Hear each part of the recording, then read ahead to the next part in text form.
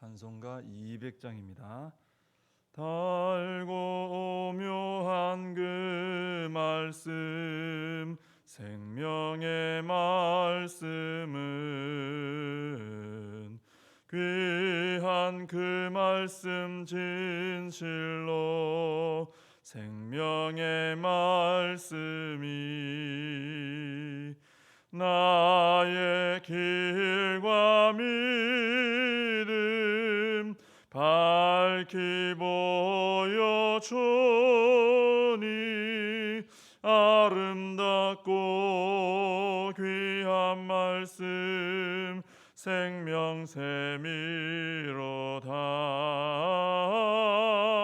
아름답고 귀한 말씀 생명샘이로다.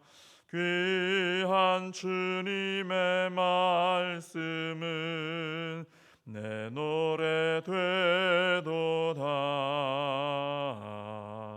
모든 사람을 살리는 생명의 말씀을 값도 없이 받아 생명길을 가니 아름답고 귀한 말씀 생명샘이로다. 아름답고 귀한 말씀 생명샘이로다. 널리 울리어 퍼지는 생명의 말씀은 마음의 용서와 평안을 골고루 주나니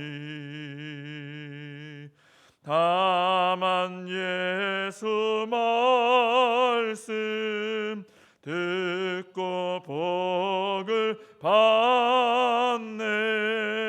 아름답고 귀한 말씀 생명샘이로다. 아름답고 귀한 말씀 생명샘이로다.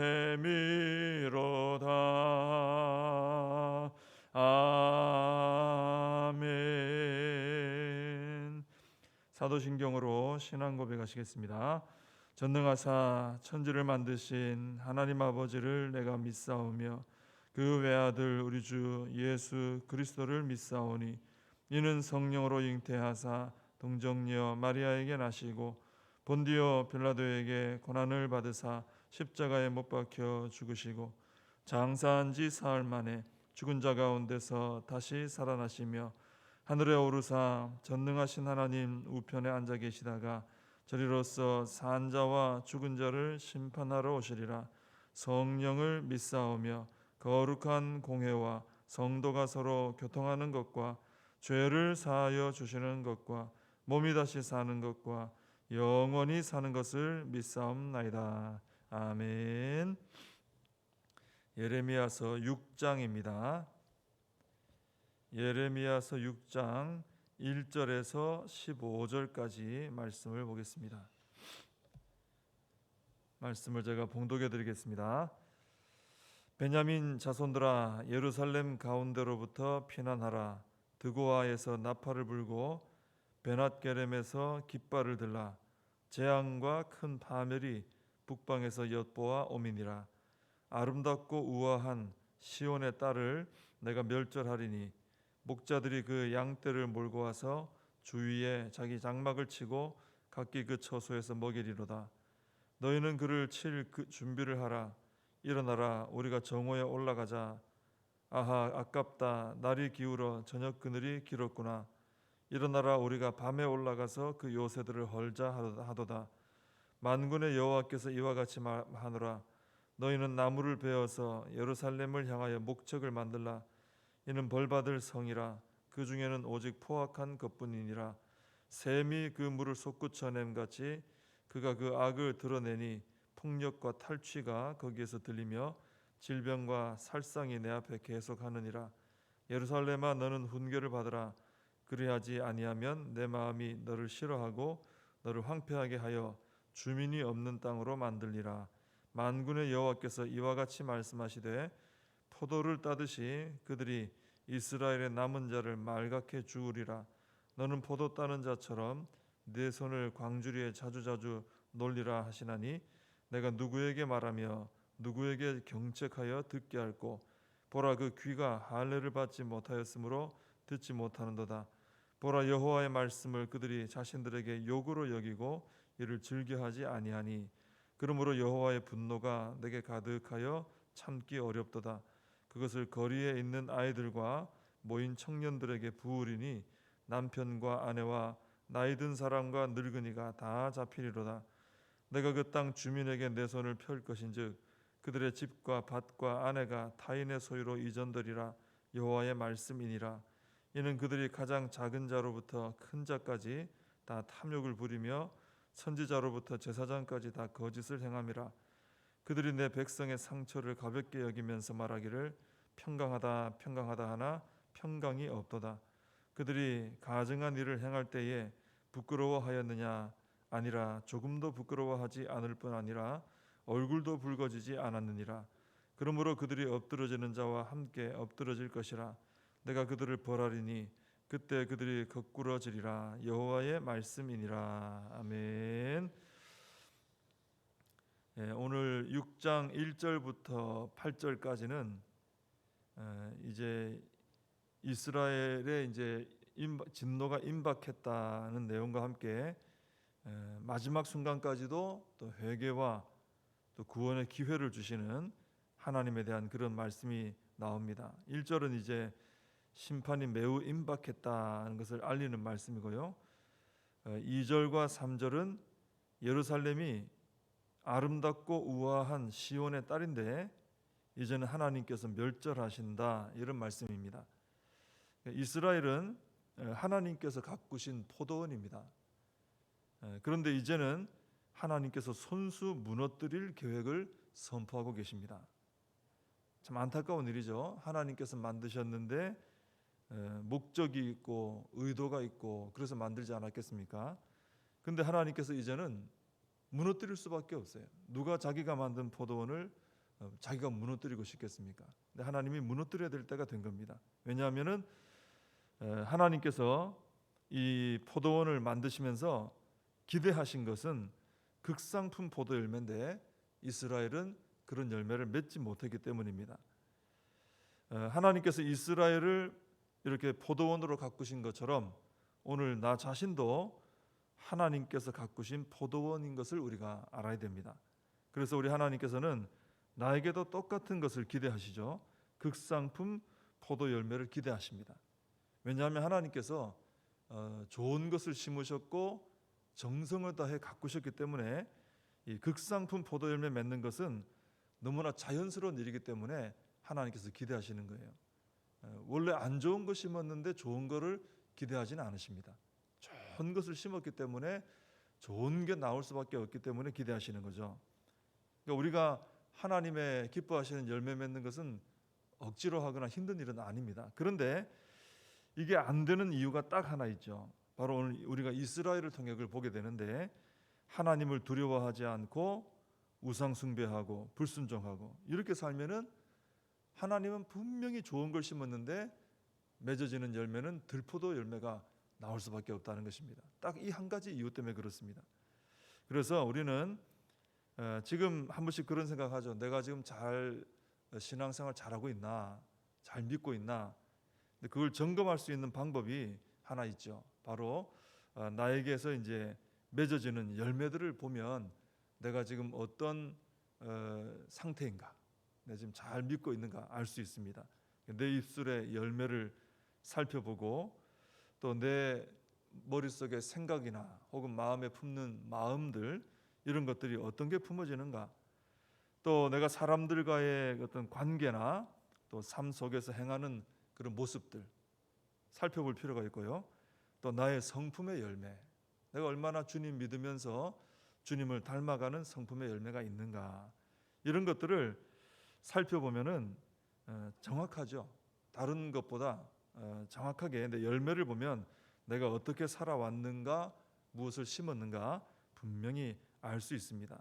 그래서 우리는 하나님께서는 우리에게 열매를 바라시니까 우리 열매를 좀 잘 살펴서 나 자신을 좀 잘 점검해보고 열매에 문제가 있다 그러면은 바로 이제 우리가 돌이키면 되는 거죠. 기회는 언제라도 하나님 안에 있습니다. 돌이켜서 순종함으로 회복을 해나가야 되는 것입니다. 4절과 5절은 하나님께서 만드신 아름답고 우아한 시온의 딸 예루살렘이 전쟁터로 변하고 무너지게 된다 하는 말씀입니다. 하나님께서 포도원처럼 잘 가꾸었다 하는 게 또 여기도 나오죠. 하나님께서 아름답고 우아하게 자녀들을 꾸며 놓으신 거예요. 근데 이제 전쟁터로 변합니다. 대적들이 쳐들어오는 것을 묘사하는 게 나오는데 적들은 정오에 올라가서 공격을 하기 시작합니다. 대낮부터 공격하는 거죠. 근데 어느새 공격하다 보니까 날이 기울어서 저녁이 됐어요. 저녁까지 그냥 계속 정신없이 이스라엘을 공격하는 겁니다. 멈춰야 되는데 5절에 보면은 밤이 되었지만 또 올라가서 이스라엘의 요새를 헐자. 대낮부터 시작해서 밤까지 계속 이스라엘을 공격하는 겁니다. 하나님께서는 이스라엘에게 오래 참으시고 자비를 베풀어 주셨어요. 그런데 적들은 어떻습니까? 적들은 밤낮을 가리지 않고 계속 공격합니다. 이스라엘에게 피할 여유도 주지 않고 대적들의 공격은 계속되는 겁니다. 이때 이스라엘 백성들이 뭘 느꼈겠어요? 우리 하나님은 참 오래 참아주시고 자비로우신 분이고 긍휼을 베풀어 주시는 분인데 이 적들은 그렇지가 않구나. 우리가 하나님을 잘 믿고 살 걸 참 문제가 있었구나. 이제서 깨닫게 되는 거죠. 성도가 가장 행복한 때는 하나님의 품에서 하나님 말씀을 듣고 순종하면서 하나님의 보호 아래에서 살아갈 때, 그때 성도가 제일 행복한 겁니다. 근데 그럴 때는 또 그걸 감사한 줄 모르고 살 때가 있어요. 힘들게 돼보면, 하나님 품에서 떠나보면, 집 떠나보면, 집 나간 탕자처럼 말이죠, 나가보면 아버지 품이 제일 좋다는 걸 그때 다 깨달을 때가 참 많죠. 근데 우리는 이 이스라엘의 모습을 보면서 하나님의 품이 제일 내가 행복하구나, 하나님 안에 있는 게 제일 복이구나, 이것을 알고 우리 하나님 품에서 말씀 듣고 순종함으로 하나님의 날개 그늘 아래에서 보호받는 우리가 되어야 될 줄로 믿습니다. 6절과 7절은 예루살렘이 벌받는 이유에 관한 말씀입니다. 우리가 이런 선지서를 읽으면서 이스라엘이 왜 이렇게 복을 받지 못하고 벌을 받는가, 그 이유만 잘 살펴도 우리 자신을 좀 돌아볼 수 있겠죠. 특히 7절에 보면은 샘이 그 물을 솟구쳐냄 같이 그가 그 악을 드러낸다 하는 말씀이 나옵니다. 사실 이스라엘은 하나님 백성이기 때문에 그 안에서 예수님 말씀처럼 생명수가 흘러나와야 됩니다. 그런데 오히려 이스라엘이 죄악이 솟아나는 더러운 샘물이 됐다는 거죠. 그 샘 근원이 문제가 생겼다는 것입니다. 왜 그러냐? 10절에 나오는 말씀처럼요, 그들의 귀가 할례를 받지 못해서 그런 것입니다. 여호와의 말씀을 자신들에게 욕으로 여기고, 하나님 말씀 축복의 말씀인데 이걸 욕으로 여겼다는 거예요. 그래서 즐겨 듣질 않는 거예요. 싫어하고. 할례 받지 못한 귀, 이게 바로 내 안에서 물이 썩는 이유가 되는 것입니다. 하나님의 말씀에 대한 잘못된 태도이죠. 그래서 이런 상황을 두고 10절 앞부분에 보시면은 예레미야 선지자의 한탄이 나옵니다. 내가 누구에게 말하며 누구에게 경책하여 듣게 할꼬. 누구에게 말해도 이스라엘 백성들 중에 즐겨 듣는 자가 없다는 거죠. 하나님 말씀을 듣고 그 말씀을 따라 삶을 바꿔나가는, 말씀에 대한 좋은 반응이 있는 이런 사람이 없다는 거예요. 그것에 대해서 예레미야 선지자는 한탄을 하고 있습니다. 또 11절에 보면 예레미야 선지자가 여호와의 분노가 내게 가득하여 참기 어렵도다, 이렇게 한탄합니다. 예레미야 선지자가 지금 말씀을 듣는 자도 없고, 듣고 가슴을 치며 회개하는 자도 없고, 듣고 말씀 따라 자신을 바꾸는 사람도 없고, 이것을 보면서 한탄하죠. 답답해하죠. 또 하나님의 분노가 그에게 임해서 분노로 인해서 답답해합니다. 이건 다 하나님의 한탄과 분노가 예레미야에게 임한 것입니다. 우리 하나님께서는 하나님의 백성들이 하나님 말씀 듣고 잘 듣고 즐겁게 듣고 또 그 말씀을 따라 순종하며 자신을 바꿔나가는 이런 모습 보시면 가장 행복해 하십니다. 그런 자녀들의 그런 말씀을 듣고 복받고 살아가는 모습, 이걸 하나님 제일 기뻐하십니다. 근데 그 이스라엘 백성들이 그 말씀을 욕으로 듣는 거예요. 욕으로. 부모가 자녀 잘 되라고 말하는데 자녀는 막 욕으로 들었단 말이에요.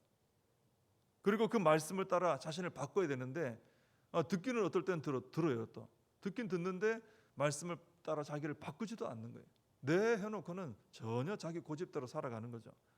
그런 모습을 보면 우리 하나님은 마음이 아프고 한탄이 되고 분노까지 나오게 된다는 것입니다. 왜 하나님 분노하실까요? 하나님께서 우리 백성들을 복 주고 싶은데 그 가장 복 받는 방법이 말씀 듣고 순종하는 것인데 그걸 안 해버리니까 하나님 마음이 너무너무 안타깝고 또 화가 나는 것이죠. 예레미야는 바로 그 하나님의 마음을 고스란히 느꼈던 겁니다. 하나님의 한탄과 하나님의 분노. 근데 우리도 바로 이 마음을 품고 느낄 필요가 있습니다. 그래야 내가 바뀔 수가 있습니다. 우리 스스로를 바라보면서 우리가 한탄할 때도 있고 분노할 때 있죠. 여러 가지 일들 중에. 근데 우리 가장 한탄하고 가장 분노해야 되는 때는 언제냐 하면은 나 자신을 살펴볼 때 하나님 말씀에 내가 요즘 귀를 잘 기울이지 않는단 말이에요. 하나님 말씀을 귀한 줄 모르고 살아가는 것 같아요. 내가 나를 보니까 또 말씀을 따라 내 생각을 바꾸거나 내 행위를 바꿔나가고 하는 이런 일을 굉장히 게으르게 하고 그게 내 삶 속에 잘 일어나질 않아요. 그럼 그런 것을 가지고 사실은 우리가 가장 한탄하고 가장 분노할 줄 알아야 됩니다. 그게 하나님 마음이거든요. 그럴 때 우리가 돌이키는 것이 일어나고 회개가 되고 변화가 일어나게 되는 것입니다. 그래서 우리가 하나님을 경외하는 마음으로 하나님의 말씀을 귀 기울여 잘 듣고 마음에 새겨서 그 말씀을 따라 나를 변화시켜 나가자 하는 것입니다. 그럴 때 아까 말씀드렸던 것처럼 내 안에 이 물이 더러워져 가지고 막 죄악의 물이 컬컬컬 쏟아져 나오던 것이 우리가 이렇게 태도를 바꿀 때 말씀에 대한 태도를 바꿀 때 샘물이 생명수 샘물로 바뀌는 변화를 체험하게 된다는 것입니다. 그렇게 되면 나도 하나님의 복을 받아 살아나게 되고 나를 통해서 또 이 세상이 거룩한 영향을 받아서 변화되는 역사들이 일어나게 되는 것입니다. 성도로서의 역할을 감당하게 되는 것이죠. 13절을 보시면 이스라엘의 죄는 탐욕과 거짓이다라는 말씀이 나옵니다. 항상 이것이 죄의 어떤 근본적인 부분이죠. 탐욕과 거짓. 이것이 내 삶 속에 있지 않도록 주의해야 되는 거죠. 이스라엘은 결국 이 탐욕과 거짓에 점점 깊이 빠져서 결국은 어떤 상태가 되냐면은 15절에 나오는 것처럼 죄를 짓고도 조금도 부끄러워하지 않는 상태가 됩니다. 죄 짓고도 얼굴도 하나 붉어지지 않아요. 아주 이 죄에 어떤 아주 능숙해지고 죄에 굳어져 버린 모습이죠. 영적 감각이 완전히 마비된 겁니다. 굳어졌습니다. 묵은 땅이 돼 버린 거죠. 그래서 이스라엘은 스스로를 깨끗하게 할 능력을 잃어버린 겁니다. 그래서 하나님께서 그들을 치실 수밖에 없는 거죠. 자기가 스스로 깨끗해질 수 있으면 말씀 듣고 스스로 이렇게 회복되면은 하나님이 치실 이유가 하나도 없어요.